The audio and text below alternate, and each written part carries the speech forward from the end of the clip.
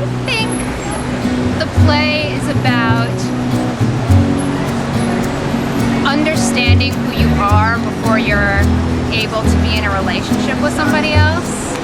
It's about odd coincidences in New York. You know, you're walking down the street and who you see, and then later on what happens because of it. You grow up and what do you grow in or out of and that sort of thing. In my mind, that's what it's about. It's kind of about the everyman's life post-college. So what was life like for you after college? Or what is it like for you? Now that I'm out of school, you're out. I like to consider it the worst year of your life.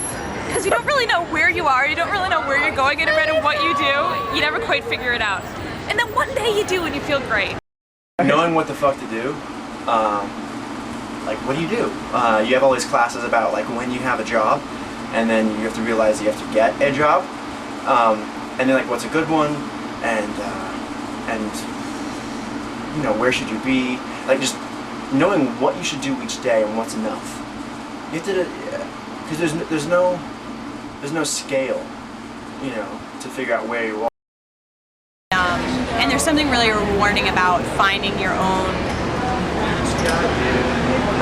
path in that, and that when you start to fill your life on your own, it's really rewarding in a way. And then when somebody hands you a schedule and says this is where you need to be, even if you pick your courses and you pick your life, you are actually saying this is where I want to be when, because this is what's going to work for me. It's like when I graduated high school, the first thing I learned in college was all 4 years of high school were bullshit.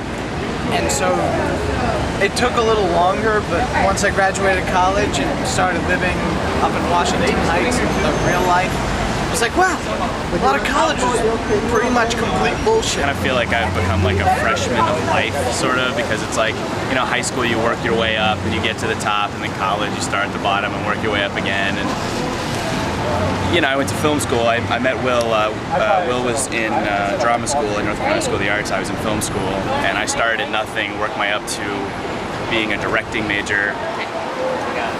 So at school I was a director, but then you enter real life where you're an unemployed filmmaker or whatever. So you go from like people actually sort of looking up to you, like underclassmen and stuff, to suddenly those same underclassmen, now they're at the top of the school and I'm at the bottom of life, and even they are sort of can look down on you because they have a status that you don't. I never moved to New York because my friends moved here. I moved to New York because this gave me the best opportunity to do what I wanted to do. So it's, in some ways, relationships become secondary until you really, I guess, fall in love with someone, which I haven't yet, and then it becomes primary.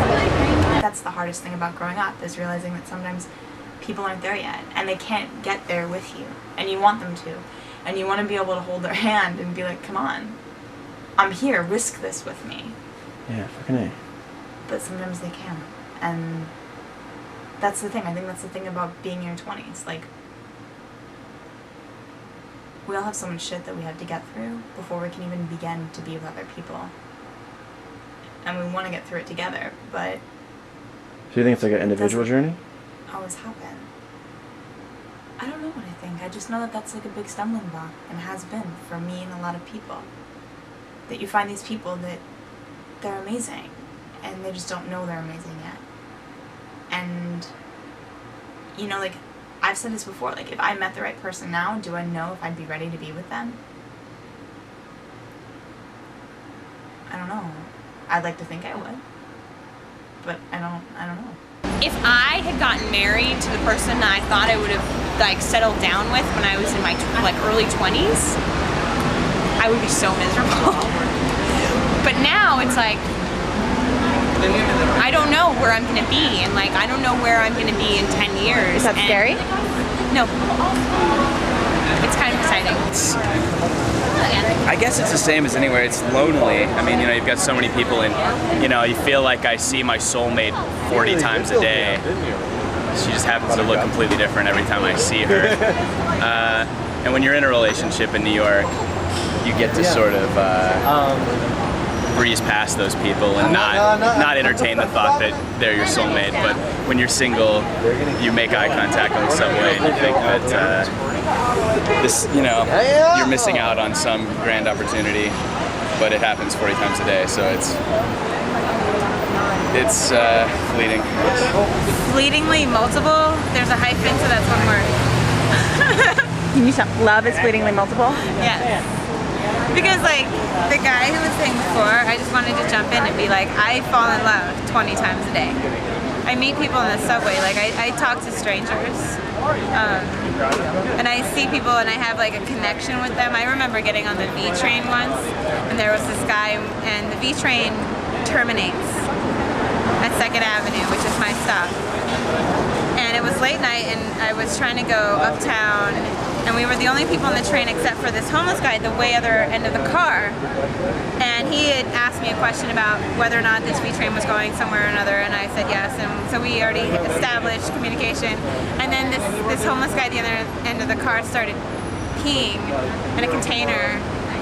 And we had that moment where we shared this disgusting experience. And I never got his name and I never got his phone number. We just kind of sat on the train awkwardly for 2 stops until I got off. How does that feel to have a misconnection? It A sucks missed moment. Because you always want to know what if, and I think there's a lot of what if in New York as far as relationships go. Do you miss college? Yeah. Why? Unconditional love. I miss complaining about having 4 hours a day where I sit and stare at a person talking back to me, and I take notes or I don't take notes, or I nap or I don't nap. Life after college is being around people that don't love, and to just know that you have to support and be like, I am who I am. I need to remind myself that I need to love myself, and I need to be confident to succeed in whatever dreams that I might have. It's a city of like, what, 9 million people, but you're still alone a lot of the time, which is weird. It's a city of strangers, and that's hard if you need someone to hang out with. Which college taught me college taught me everything I needed to know, and the rest about life, the details of life, those are things you have to learn on your own. You only get so much from college. College is transition. What is life after college to you? More transition, but a little more sort of becoming who you are, I think. Taking the time to figure out what you want is worth it, rather than security, above security. The hardest part about being adult, I think, is pretending that you are an adult when you don't really know what that's like yet. Are you an adult? No. A moment for me would be walking down the street and realizing the world is full of possibilities. Well, that's every day in New York, isn't it? Yeah, If but you some let days it I don't be. realize it. If I let it be. But some days I'm thinking, fuck, there are no fucking possibilities. There's only this one inevitability of me going to work, me trying to pay this bill, and me getting up and doing it. I didn't expect to be rich, but I expected to have easy,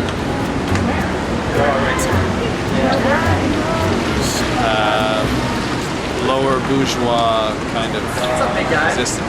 And is it lower than lower bourgeois? Yes. How low is it? I don't have power in my apartment right now. I mean, in school they teach us how to think and how to be creative and all these other things, and we get out, you don't actually use any of those skills. What's the hardest thing about moving here after college? Dealing with my friend's success. Ooh, what does that mean? That means still trying to believe in yourself when other people are doing what you thought you might be. Feeling like you're worthy of something. When there's nobody who wants to pay you, nobody wants to give you a chance, who wants to do anything, still truly believing in what you're doing and loving it so much that you're willing to feel worthless for a couple of years until somebody does care. What is the play about, Ross? I'm telling the author, right? Plays about Different things like empathy. plays about too, like trying to fill your life with things that may not I think it's very be strong. dangerous if we do not take what's ours. I'm winning you with words.